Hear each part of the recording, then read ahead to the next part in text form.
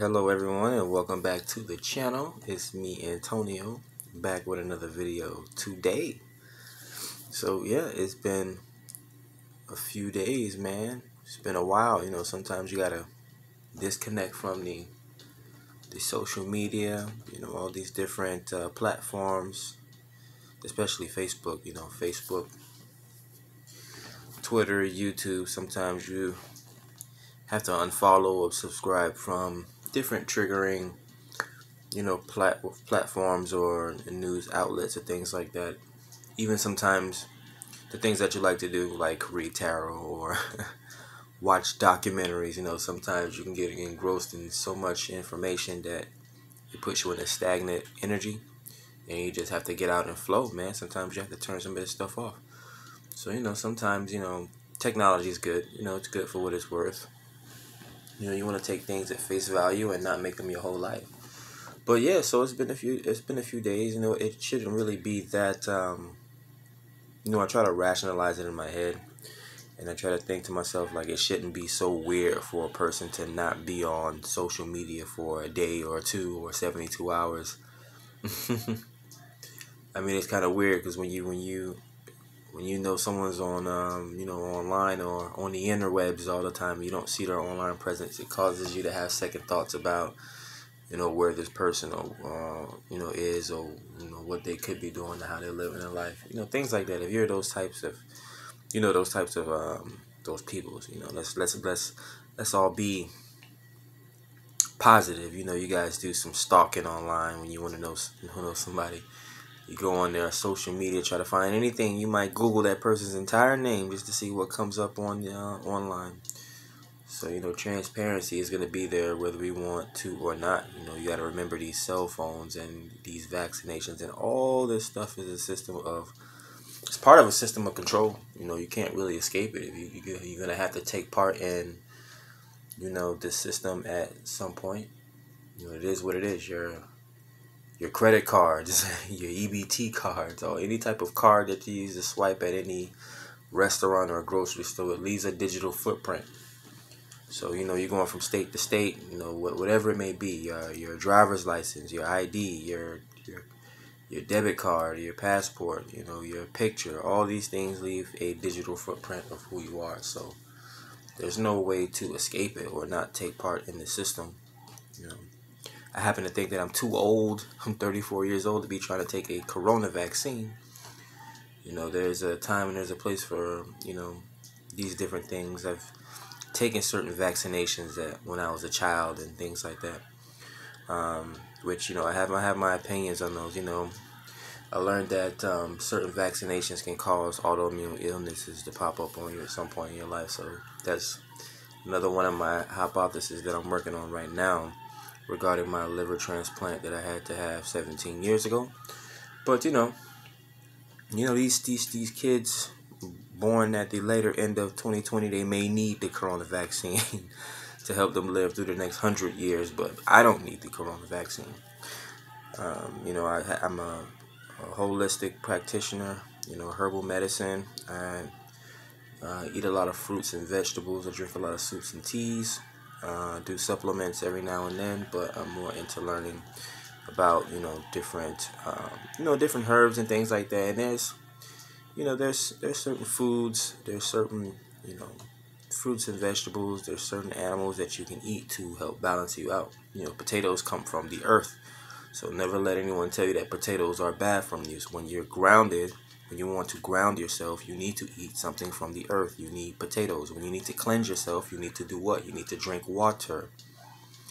What were we originally eating before all this meat and stuff, all this protein and things that people want to put in your body? We were eating fresh fruits and vegetables, earth, greenery, and there's more that can be said about all these different basic principles, these esoteric thoughts. It all goes back to being knowledgeable. Not everything is magical and fairy dust. Knowledge comes from somewhere. Alchemy comes from somewhere. Even the drugs that the government they push on you, it was created from somewhere. They took an herbal tree, They took the herbal extract or oil from some herb that they found somewhere off on whatever continent they want to find it, and just modify these different things. And that's the same thing you have to do as a person. You either govern yourself or you will be governed. Go outside, find different herbs, eat a freaking orange. We live in Florida. Everyone been growing orange trees in their yard for decades and decades, until the city or the state try to regulate these types of things. But that's just something that I grew up with. So being in the Sunshine State, with the Florida orange being like the state fruit mascot and things like that, the flamingo being a state bird, you have to know these types of things in order to survive in these different types of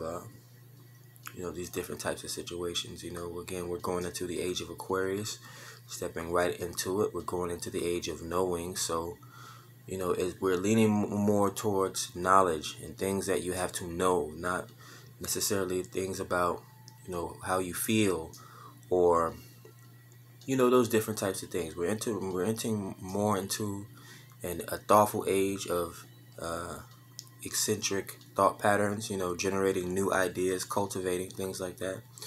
So when they say things like we're going into the age of Aquarius, or the apocalypse, which actually means unraveling, it does not mean the world's coming to an end.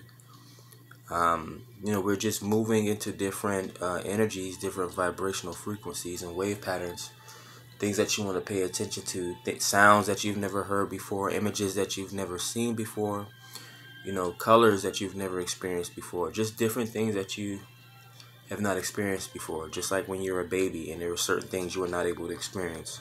As you get older and you move through this life, again, it's a time and place for everything. God will show you what he needs to show you in divine timing. And it's not necessarily a God thing, or whatever type of God you worship or deities you worship. You have to realize a lot of these are universal laws and things like that. So I had something I wanted to talk to you guys today. I think I might actually have to start from the bottom before I get to the top, but we'll see how this works out. So I wanted to talk to you guys about some more things I was contemplating on lately. I've been contemplating on the concept of awareness, mindfulness. You always hear me say things like, control what you think, say, and do, or, you want to be mindful, present, and aware. There's always three things. There's always the Father, the Son, and the Holy Spirit. So there's always three things that you always want to, or at least three different bullet points of things you want to, because it helps. They keep the list small, and you repeat it. Exercise that muscle of repetition. And that's the easiest way to change things, or the easiest way to look at certain principles or practices. So when it comes to being mindful, or when you're practicing awareness, you want to think of let's see, how can I do this? So when you sleep, you're not really aware. I mean, you're alive, but you don't know that you're aware until you wake up. Even when you're waking up, you're not even fully awake. You're aware of certain things. You're mindful of certain things. But there's a certain level of awareness. There's a certain level of mindfulness. There's a level to it. So, a person can have perspective. A person can be aware. A person can have direction or be mindful of certain things. If you're on the first floor of a building, you're aware of all the cars, all the people, all the things that you see on the ground level. That's a certain level of awareness. And keep in mind, everyone's not on the same level of awareness. And this is just an example that I'm using. So, take a person on the second floor. That's a second level of awareness or mindfulness. This person is able to see everything on the ground level, but this person is also able to see everything. There's a different expanse of vision. Your senses are opened up to more things. It's a different level of awareness versus a person that's all the way on the 100th level of a building. That's a whole totally different state of awareness. So when it comes to mindfulness, that's basically, awareness and mindfulness go hand in hand, or mindfulness and awareness go hand in hand. You think of your mind or your brain as it's like an equal playing field. There's different parts of, there's different experience or different parts of the brain that you associate with different things. Take for instance, if you have your brain, your even playing field. On this part of your brain, you might like to watch movies. On this part of your brain, you might like to listen to music. On this part of your brain, you might like to do whatever. But you concentrate. You practice mindfulness, and you place your awareness on those different parts of the brain. You can't use your mind or your brain to experience things in the past. You've ever, seen a picture of a food and you were able to remember what it smelled like, or you're able to close your eyes and think of, walking through water or being in a shower. You're able to experience a certain percent or a certain level of awareness based on your mindfulness of that certain experience.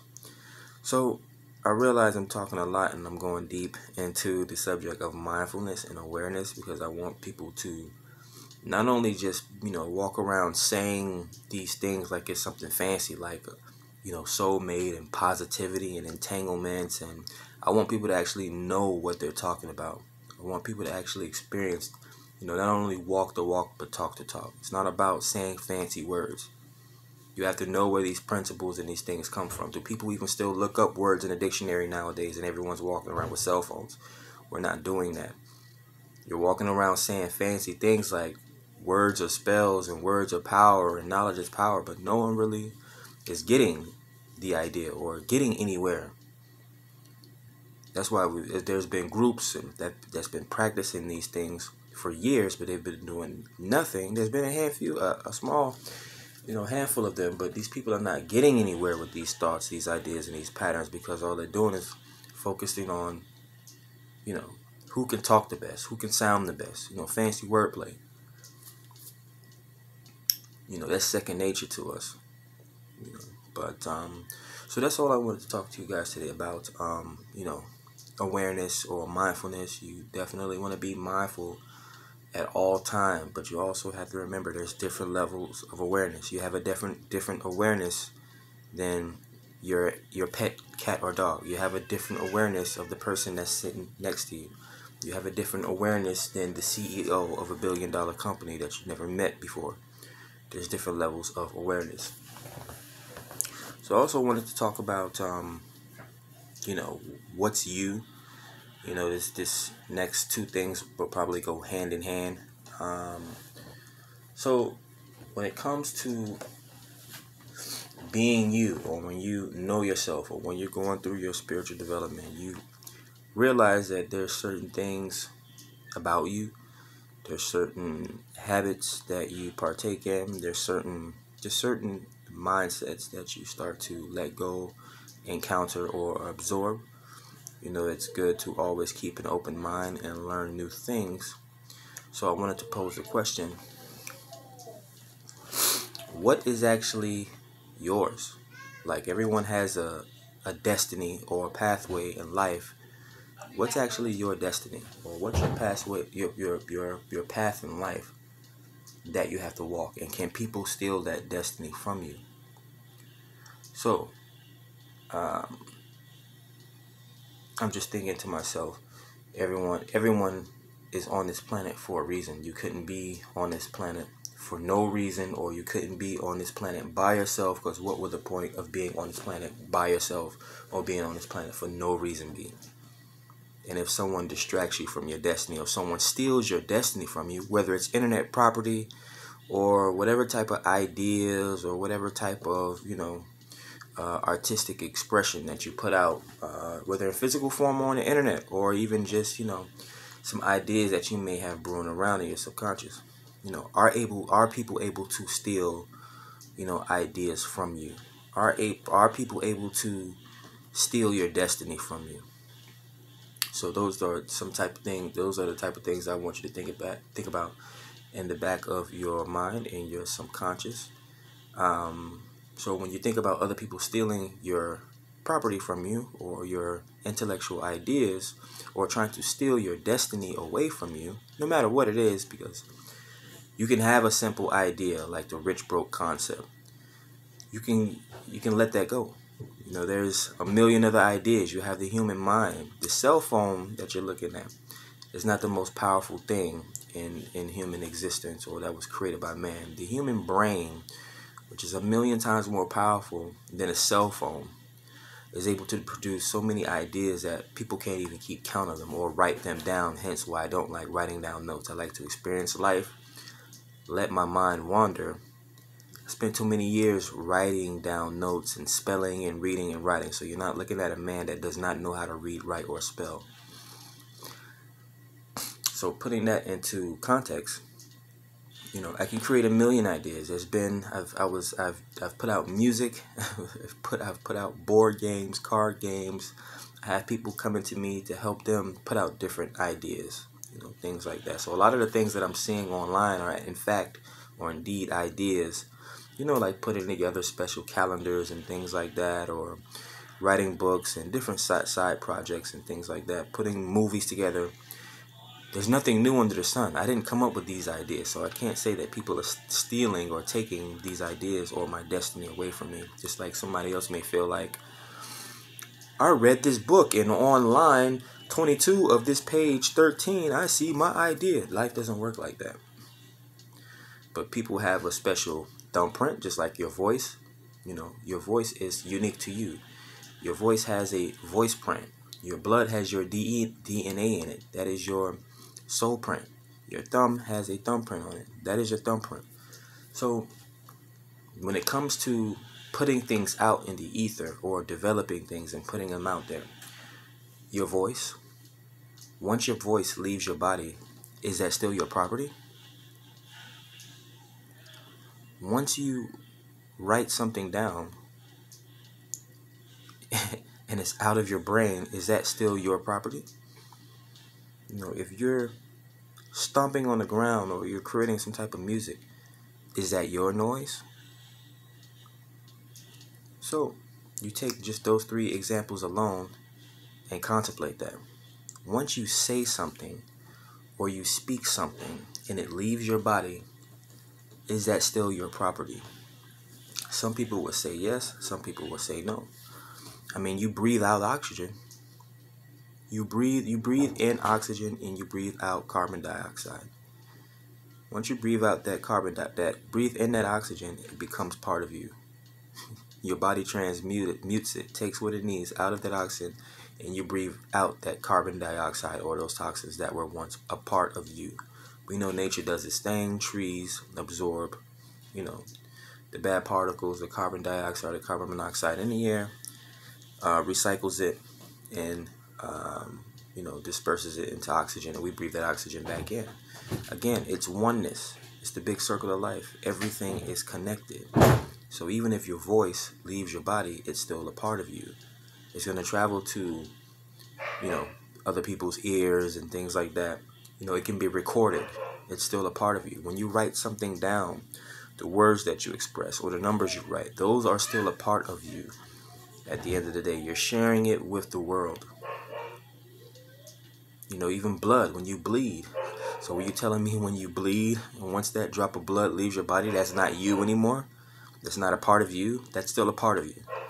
So your voice print, anything that comes from you or comes inside of you. And again, if I have to say it in this way, because people don't realize when you try to explain it in a more expansive viewpoint, everything in this world is a part of you. When you die, your body disintegrates into the ground and your body becomes fertilizer for maggots and bugs and everything else that wants to eat bugs, i.e. chickens and everything else. We can go through the whole spectrum of how we getting back to, people worry about people sleeping around with, other people and things like that. You don't realize when you sleep with that person, you also sleep with every person that person slept with and every person that person slept with. So it's all connected. You can try to interpret or explain these things and try to make it easier for people to understand, but until people are ready to grasp these things, we're going to have a long way to go. So that's all I wanted to talk to you guys about today. Kind of started from the bottom and went my way back up. But I wanted to reiterate destiny. People, since you can always change your destiny, people can't steal your destiny from you, or your intellectual property, or your knowledge, or your voice, or these different things that some people don't even hold dear to them. They don't value their looks. They don't value their voice. They don't value their spirit. They don't value their intelligence. If everyone, were the same, I guess, life would be boring. People place their value on different things. Everyone is not, everyone is not meant to be all knowing. Some people just want to live life, or came on this planet to experience whatever they came here to experience. Not everyone is meant to be spiritually enlightened. Not everyone's meant to be a teacher. It is what it is. So your destiny can always be changed. It can always be altered. No one can steal your ideas or your destinies from you. You have hands. God gave you free will. Use them. And then, of course, just everything is a part of you. You have everything you need here. Yes, money. We put money next to we put that next to the other most important conversation on this world: money and love. Money's gonna come and go, just like love is gonna come and go. How can you cage money? How can you cage love? So, let's not get the conversations misconstrued. There's definitely value in, whatever type of currency you value, whether it's money, whether it's knowledge, whether it's time. Are these things a part of you? Or do you realize how much these things are a part of you? Your voice, your voice print, your blood, things like that. Believe it or not, Hollywood uses blood and blood magic to control the masses, believe it or not. Watch your kids. They have that new app out, Clubhouse, that isn't even age restricted. You don't have to put in any additional information other than just getting on the Clubhouse and having fun. I'm starting to see people on my Facebook, on my news feed. Of course, I can tell they're younger than me, saying that they're having invites and things like that, but they don't have iPhones, so they can't get on the Clubhouse app. So watch your kids. Even if you're, an adult, there's definitely some frightening imagery that you can run across on the internet. Definitely things that can penetrate your ears and influence the way, you think or move. Of course, they try to desensitize us from a lot of these things. You see dead bodies on social media, on the news every day. So people are starting to get desensitized from these things. They don't even pay attention. So just be mindful, present, and aware, which is going to go into my closing statement. Awareness and mindfulness, they go hand in hand with each other. There's different levels. There's different states of consciousness. There's different states of awareness. There's different states of mindfulness. Your mind is a sandbox or a playing field for your awareness to roam. So, just make sure that you're meditating, you're focusing, you are building mastery through repetition, and you guys stay safe. Link up with me on my Facebook, Instagram, and my Twitter at Blacktonio, AW, Blacktonio Views. And I'll be coming at you with another video later. You guys be safe. Have a good one.